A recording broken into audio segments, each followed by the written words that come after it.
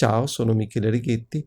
Oggi facciamo la 17ª lezione di Bach con il 17° brano della raccolta dei 24 pezzi dal libro di Anna Magdalena.